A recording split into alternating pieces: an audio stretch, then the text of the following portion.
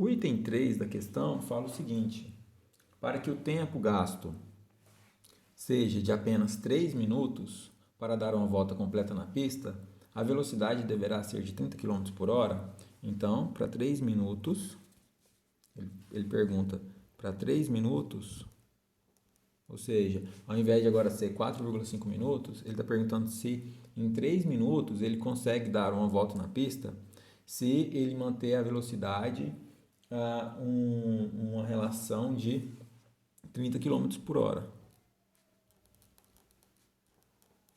Vamos fazer aqui uma análise. Ele tem o seguinte, ele tem que 30 minutos, 3 minutos, se eu transformar isso em hora, 3 minutos para hora é igual a 0,05. Por quê? Porque eu vou pegar o 3 e vou dividir por 60. 3 sobre 60 é 0,05. Isso aqui é quando eu transformo 3 minutos em horas. Então, quando eu transformo minutos em hora, eu faço essa relação. Quando eu tenho, então, 30 km por hora, eu sei que em 1 hora ele vai percorrer 30 km. Então, se ele tem que percorrer aí uma pista de 1.500 metros, a gente vai criar agora uma relação de distância, velocidade e tempo. Distância percorrida é igual a velocidade vezes o tempo. A distância que ele tem que percorrer é a de 1,5 km.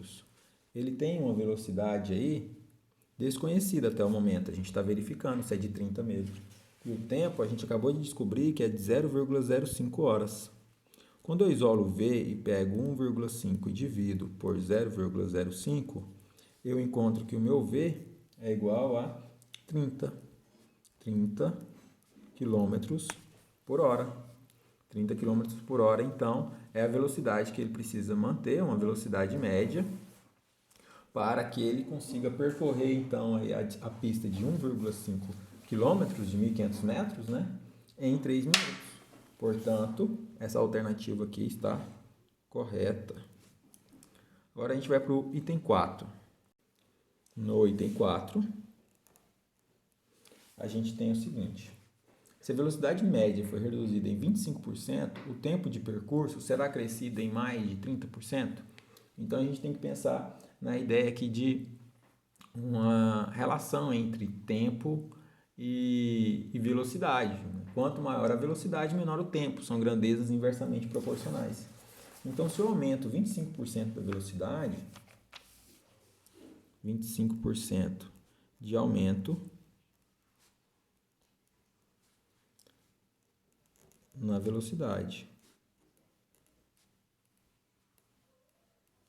Vamos entender então como que seria essa ideia. Eu teria agora, ele fala se a velocidade foi reduzida, Então, na verdade não é aumento, é redução. Agora sim. Então, se ele tem 25% de redução na velocidade, o que acontece? Ele fica com 75% do tempo original. Então, agora, 25% de redução representa 75% do valor original.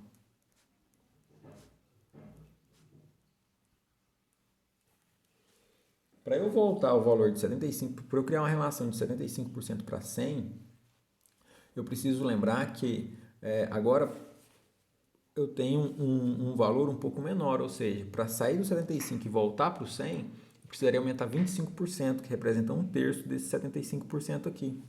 1/3 de 75% seria aí 33,33%, ou seja, para eu criar uma relação entre velocidade e tempo, eu tenho que levar em consideração que quando eu reduzo um, eu tenho que aumentar o outro. E para eu aumentar aí esse 75%, eu teria que aumentar 1/3 do valor que eu tenho nesse momento.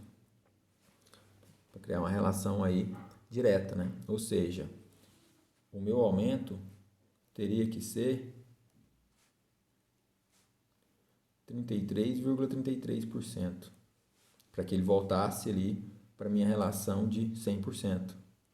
A alternativa perguntava se eu preciso acrescer, se o tempo será acrescido em mais de 30%. Sim, para que eu tenha a mesma relação de V vezes o tempo, eu preciso acrescer aí 33% do tempo.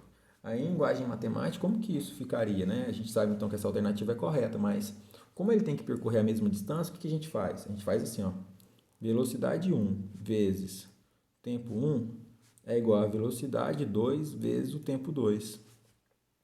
Velocidade 1 e tempo 1 eram ali as velocidades originais, né? E ele falou o seguinte, velocidades e tempos originais. O V1, então, é aquela velocidade normal dele. O V2 é a velocidade depois que ele sofre a alteração, ou seja, o V2 representa aí 75% do V1. Então, se eu coloco aqui, ó, V1 igual a T1, V1 vezes T1 é igual a 0,75 V1 vezes T2. T2 é o tempo que eu quero descobrir em relação a V. Vou cortar aqui os V's e vou isolar o T2. T2 é igual a T1 dividido por 0,75. Se eu faço aí a análise de 0,75, eu posso lembrar que 0,75, se eu não tiver uma calculadora fácil, eu posso lembrar que 0,75 é igual a 3 quartos. Uma divisão de um número por uma fração, eu mantenho o número e multiplico pelo inverso da fração. 4 terços. Então, o meu T2 representaria aí 1,33 T1, ou seja, um aumento de 33, aproximadamente, né? 33% do tempo original.